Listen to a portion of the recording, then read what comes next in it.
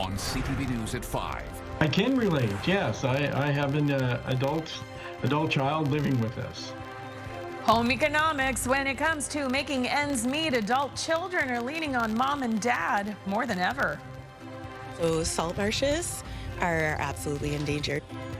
Lesser known landscapes. Adventure Day highlights New Brunswick's natural beauty and why it should never be taken for granted. After a very sunny and warm Monday, just a few clouds are expected tonight with more fair weather tomorrow. Live from the Maritime's News Center, this is CTV News at 5. Good evening and welcome to CTV News at 5. I'm Maria Penopalis. Thanks for joining us. First at 5 tonight, family funding. A new study finds parents and grandparents aren't just passing wealth down in wills. These days, they're helping foot the bill for basic expenses like food and childcare. As CTV's Ryan McDonald shows us, the older generation has stepped in as a safety net for the younger one. Ryan. Well, Maria, the study was conducted by BMO, or the Bank of Montreal, and it's found that more Gen Zs and millennials are falling back financially on the bank of mom and dad. And it's found that things like inflation and the cost of living are largely to blame here. Walter Douay of Sydney and his wife Jean are approaching retirement age, but they're not empty nesters. I can relate, yes. I have an adult child living with us. Their daughter Sarah, who is in her 30s, works multiple jobs from the tourism sector to substitute teaching. He says she has looked around for a place of her own, but that apartment rates and other costs of living have been too expensive. I mean, we could do the math right now and look at it and say, okay, for a single person, you're looking at close to $1,500 for a bachelor one-bedroom apartment. But if you're only making minimum wage... A new study done by BMO has found that nearly half, 45% of parents and grandparents surveyed plan to support their children or grandchildren financially in the next year, and that more than 1 in 5, 22% of Gen Zs who were polled, along with 15% of millennials, rely on some parental support for general expenses. Along with the cost of living, there may be some cultural expectations at play, too. The study found that 88% of respondents believe parents must continue to support their children financially into adulthood, and that 29% believe this support should last for as long as the parents are alive. Walter Douay says he doesn't think supporting their adult child will get in the way of he and his wife being able to retire. He also points to the fact they have 3 breadwinners living under one roof as a sign of how tough it is to make ends meet these days. I'm a teacher, and I teach in the evenings. Jean's a nurse, and Sarah does tourism, and with that, it's enough to try to stay above board with the mortgage payment and everything else that goes with that. And the study also makes note of something that it calls the sandwich generation, finding that nearly 2 in 5 Canadians, or 37%, are financially supporting aging parents or in-laws, while some are also at the same time supporting kids living at home, Maria. Oh, that's a story that so many Maritimers are living right now. CTV's Ryan McDonald in Sydney for us this evening. That actually brings us to tonight's web poll. This is what we were asking. Do you financially support your adult children? These are your options. Yes, I help them out regularly. Or sometimes when they're really stuck. Another option, no, they don't need my support. And here's your final option. I would if I could, but I can't afford to. Just go to ctvnewsatlantic.ca to weigh in and to see the latest poll results. All right, Todd Battis joins us now with a look at the headlines. Hi there, Todd. And Maria, I imagine a lot of people would like another option, all of the above. Yeah, exactly. Coming up at 6 o'clock, the Serious Incident Response Team is investigating after a man was killed in a police-involved shooting in a Moncton neighborhood on the weekend. This happened on Saturday afternoon. Police say a suspect entered a home, started firing shots, and then set the home on fire. Derek Haggett has interviews from the scene, and he will share those with us tonight. There's still no word on what caused the fire at Salisbury's only grocery store. The mayor of the New Brunswick town says the loss has been devastating. Arrangements are being made to help people reach other shops to buy their food. We'll get the latest from Salisbury and the investigation at 6 o'clock. Well, this was a major boost for your technology field in Halifax. We're going to tell you about at 6. It's in the form of flight training simulators used by the Canadian military. We'll show you how a Boeing program is set to change the way search and rescue crews are trained. We'll get that story from Jesse Thomas. Right now, let's get the details of what, for all intents and purposes, was a summer day from Kaylin Mitchell in the Weather Center. Yeah, it was second to last day of September here, and temperatures were way above average for the end of this month. We had a lot of highs, they topped out around the low to mid 20s. It has cooled for a few areas, including a few parts of the north of New Brunswick and a couple locations in Cape Breton where temperatures at this hour have come down to around the high teens. It was very pleasant warmth as well because there wasn't a lot of humidity in the air. Dew point temperatures mostly in the single digits, so relative humidity values running in the range of around 30 to 50%. Taking a look at what's going on as far as our winds go, they are mostly out of the southwest today. They remain that way heading into this evening. They are a bit on the blustery side. They're being sustained in a lot of cases between 20 and 30 kilometers per hour, and we're still getting gusts reported between 30 and 50 kilometers per hour. The wind gusts will be diminishing as we make our way towards midnight. Taking a look at things on radar and satellite. Fairly clear conditions at the moment for Nova Scotia, much of New Brunswick, but there is a band of cloud cover that's going to be making its way north to south across the Maritimes this evening and tonight, so it's already partly cloudy conditions for parts of PEI and in the north of New Brunswick. Underneath that cloud cover, there is a low chance of some spotty showers tonight, but for any given community, it's about a 20% chance of a shower, so we're just not expecting a lot of wet weather out of it. Other than that, as we move later into this week, it's a big area of high pressure moving in. Frost advisory out for the northwestern corner of New Brunswick tonight, where some low temperatures will dip down to the low single digits. More on the forecast later on. Maria. Thank you so much, Kaylin. Right now, though, most of Canada is seeing a roundabout boom as cities grow or revamp older intersections. But how well are drivers navigating these designs? CTV's Sarah Plowman hit the streets of Fredericton to find out. During morning rush hour, there was no trouble at this roundabout. The day before, CTV News captured a near miss. A decade ago, when Fredericton got its first roundabout, a study found some drivers, like the one highlighted here, drove the wrong way, or like this car, stopped in the middle of it. We're doing better now, but still, you notice a lot of mistakes in everyday roundabout driving that probably don't need to happen. All right. We hit the road with driving instructor Sean Daly, who pointed out a common mistake is failing to yield to traffic that's already in the roundabout. Everything's clear. Clear. Okay. So we can go. Another common mistake is switching lanes while inside. It happened right in front of us. See, there we go. So somebody that doesn't realize that that lane is being lost, and see how he makes the lane change right at the very end. These intersections are common in Europe, but are on the rise in Canada. It slows vehicles down that are entering. Vehicles don't need to necessarily stop if there's no other vehicles coming. And a major difference is it's a lot safer and more fuel efficient than signalized intersections. Police say most people in Fredericton have learned to navigate them. It's a small margin of the population that there might be some confusion or improper use. Drivers have witnessed it. I've seen some people stop actually in the middle of a roundabout. Darlene Argue lives 2 hours away. To her, they're still not familiar. Today's the first time I probably have not been nervous going around one. Others are all for them. I've enjoyed having those as an addition to our city. Daly says overall he'd grade drivers in this city with a B or a B+, noting there's been huge improvement, but there's still room for more. He also says drivers should signal when leaving a roundabout, something a lot of drivers don't do. St. John, New Brunswick is set to get its first roundabout this fall. Another city having to adjust. Sarah Plowman, CTV News, Fredericton. Thank you, Sarah. Lots to talk about there. I think if everybody's using them the right way, they're very useful. All right, we're going to take a break. Still ahead, we will put the spotlight on a maritime innovation that is focused on mobility. And coming up next, we've got this story.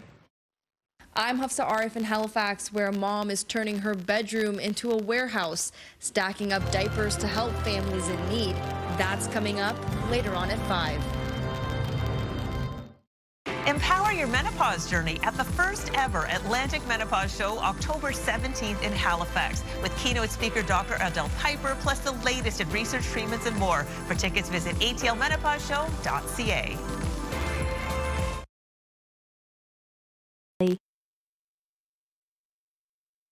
and turned into a citywide network of giving. As CTV's Hafsa Arif shows us, a Halifax mom has launched a diaper bank to help families facing tough times. So we have wipes and cream, diaper sorted newborn. This isn't a warehouse. It's Lydia O'Regan's bedroom, and the stacks of diapers are donations. Right now we're doing diapers, wipes, and diaper cream. But we also take adult diapers for postpartum women or people that have older children, maybe with disabilities. Roughly 3 weeks ago, O'Regan started the Halifax Diaper Bank. The idea is simple: collect leftover diapers from families and pass them on to others. They're growing so fast in those first 6 months or so, and you have leftovers. You don't go through the whole box. So we would collect up those leftover diapers, redistribute them to families that reach out to us. In just a few weeks, more than 60 families have dropped off donations, and nearly 100 have already received supplies. It's been incredibly heartwarming to see the generosity of the people of this city. It's absolutely phenomenal. And as well, it's a bit disheartening to see so many people struggle. The diaper bank runs almost entirely through Facebook. Pickups, drop-offs, deliveries, all while Lydia juggles her full-time job and a toddler. Short term, I would love to have enough donations to have every size in every major brand. That's my short-term goal. Long term, I would love to create diaper banks in other regions of Nova Scotia. For now, this bedroom is the hub. A one-woman operation keeping families afloat and dry, one box at a time. Hafsa Arif, CTV News, Bedford. What a beautiful idea. I can't believe someone hasn't done it sooner. It's genius. It really just makes a lot of sense. I remember when we came to the end of my son's diaper wearing, we had a few left, but we had friends who had kids who could use those, so we had people. But if you didn't know anybody who needed them, I mean, that's... It's a great place. A great place, yeah. Like hand-me-downs. Where would any of us be without hand-me-downs? Amazing. Yeah. All right, so it has been an absolutely pleasant day in much of the region. It's gorgeous out there. Very warm, lots of sunshine. Look at this blue sky here, very peaceful scene, or the Avon River in Hantsport, Nova Scotia. I'm going to have more on the weather forecast coming up after the break.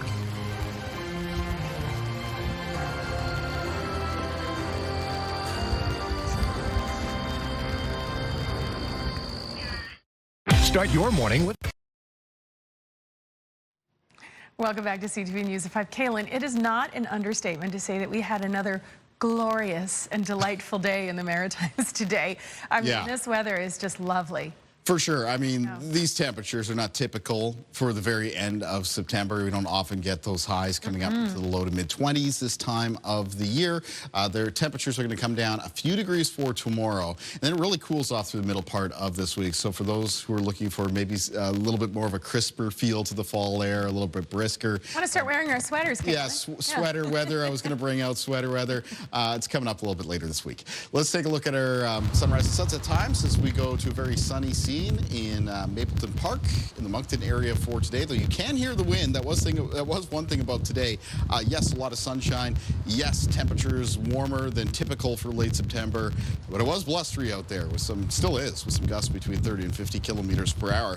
Let's take a look at what's going on our weather systems map. Now, we do have a very weak cold front that is coming down north to south across the Maritimes for tonight. It's enough to lower the temperatures by a couple degrees for tomorrow. It's bringing with it a band of cloud cover. Underneath that cloud cover tonight, very low chance of some spotty showers. Highest chance of a shower out of it probably around the east of New Brunswick, Prince Edward Island, northern eastern areas of Nova Scotia, which will be the same areas that have the highest chance of seeing another spotty shower throughout the day for tomorrow. Taking a look at things on radar, very light returns showing up underneath that cloud cover into the north of New Brunswick. This precipitation may be so light that it's possibly evaporating before it reaches the ground. It's called virga. As we take a look at our forecast timeline for cloud cover and precipitation, there's that band of cloud cover that's along the leading edge of that front, and you can see it does sink further into the Maritimes as we move towards and after midnight. So a few clouds in the forecast for tonight around the region. Start of the day for tomorrow, a little bit of that cloud cover still holding on around the Atlantic coastline of Nova Scotia and in the southwest of the province. Otherwise, it looks like a fairly clear start to the day for much of New Brunswick, Prince Edward Island, and northern eastern areas of Nova Scotia. Now, Tuesday afternoon, because of the combination of daytime heating and a little bit of cooler air sitting aloft of us here in the Maritimes, we're going to see some cloud cover develop. Most of these are going to be cumulus clouds. Some of them could tower up enough in the sky to produce some isolated showers. And the highest chance of those showers in the east of New Brunswick, Prince Edward Island, northern, eastern areas of Nova Scotia. Though even for that part of the Maritimes, I put the chance of any given community catching one of those showers mostly in the range of around 20 to 30%. Winds in the forecast for tonight. The gusts continue to diminish as we move towards and after midnight. Tomorrow's winds more directly out of the northwest. They're going to be breezy. They'll have some gusts between 20 and 40 kilometers per hour.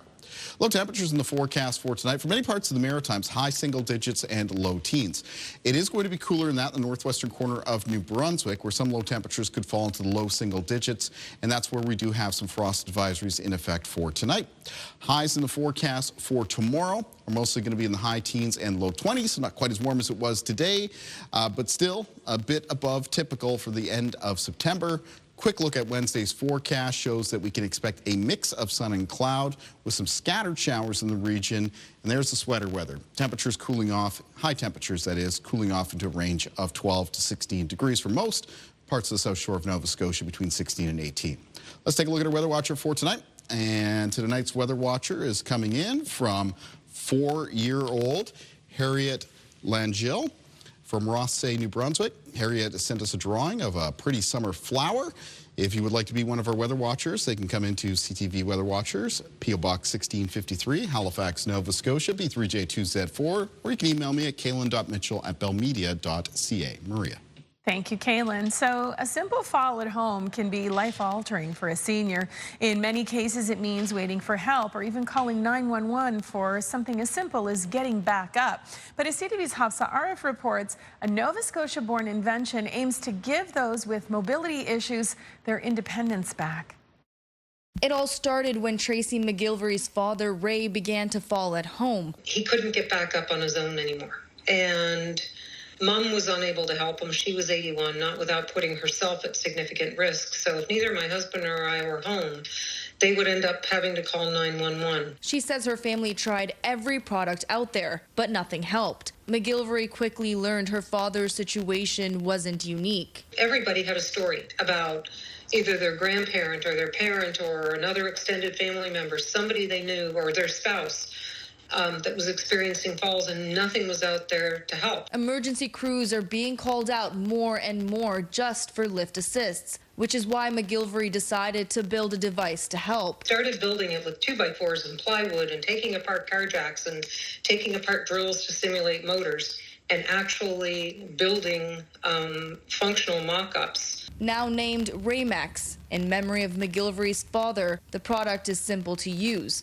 With the push of a button, it gently lifts the person back to their feet. So we started selling commercially in June, taking orders commercially. And so we've got 90% of our first production run is already committed. The product is made right here in Nova Scotia. The device rolls off the line in Amherst later this month, destined for homes across Canada, the U.S., Europe, and beyond. All of those 4 markets will all be served from the Amherst plant in Nova Scotia, and we're in the process of negotiating and finalizing a licensing deal. Inspired by her father, who sadly never got to use the finished product, McGilvery says the Ramex is more than just a project. It's about independence, dignity, and honoring her parents. Hafsa Arif, CTV News, Halifax.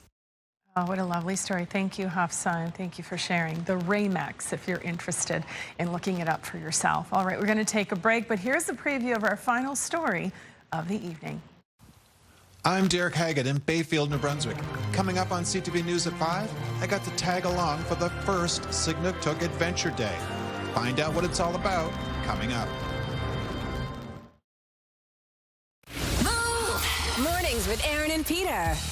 We give away $20,000 to Amanda Weber this morning with Move's Dream Big. You're next. Brand new keyword starting Wednesday morning at 6 a.m. and every 2 hours to 6 p.m. Welcome back. On Saturday, a group of nature lovers traveled from Elsipogtog First Nation to 3 beautiful and diverse areas along New Brunswick's southeast coast. CTV's Derek Haggett joined them. It was a perfect fall day to visit some of New Brunswick's most beautiful but lesser-known landscapes. The first Signatook Adventure Day was held Saturday, a day-long outdoor experience visiting 3 of the province's most stunning coastal habitats. The whole goal of today is to show people our beautiful land that's in our backyard, and some of the areas that people may not think about and visit. Lyle Vicaire is the founder of the Signatook Climate Adaptation Project, an Indigenous-led conservation effort trying to preserve the coastal ecosystems in the Chignecto Isthmus area. Federal funding was secured to purchase coastal lands within the region with the goal of protecting them. We want to show, actually want to purchase up to 100 hectares of coastal land for future conservation that will be donated to a Mi'kmaq Land Trust. Signatook is named for a district of Mi'kmaq land that covers southeast New Brunswick and border area with Nova Scotia. It's home to diverse coastal ecosystems like mudflats and salt marshes. Salt marshes are absolutely in danger. So prior to the French colonization in the 1600s, Cumberland County, I believe, was almost 10% salt marshes. Today, it's under 6%. So it's not just specifically the salt marsh that people need to be aware of, but the whole connected area that serves as an ecological corridor for wildlife through these 2 provinces, and which was historically known as Signatook. Vicaire says it's great that people visit places like Kuchibaquak and Fundy National Parks every year, but other, less traveled spots are worth a visit too. And those are very beautiful places. We're very fortunate to have those places here in Signatook, but sometimes people forget about little places that we're going to today. A beautiful and educational day in the sun. Derek Haggett, CTV News, Bayfield, New Brunswick. Every one of those shots was a frame, or just beautiful, beautiful, beautiful, lesser-known places, and that's the point of Adventure Day. Thank you, Derek, for sharing. Yeah, they've certainly had weather for any sort of walking or hiking tours as well. That's for sure. We saw that blue sky. That was from this weekend. Of course, that just carried on into this week. Coming up, we do have a low chance of some isolated showers next couple of days on Tuesday and Wednesday. I also need to talk about a couple of storms that are out in the Atlantic. We've got Hurricane Umberto and Tropical Storm Imelda, neither of which look like they're really going to impact us here in the Maritimes. Maria, no, it's okay. That's all right. Thanks I'll for update watching, you everyone. on those at 6.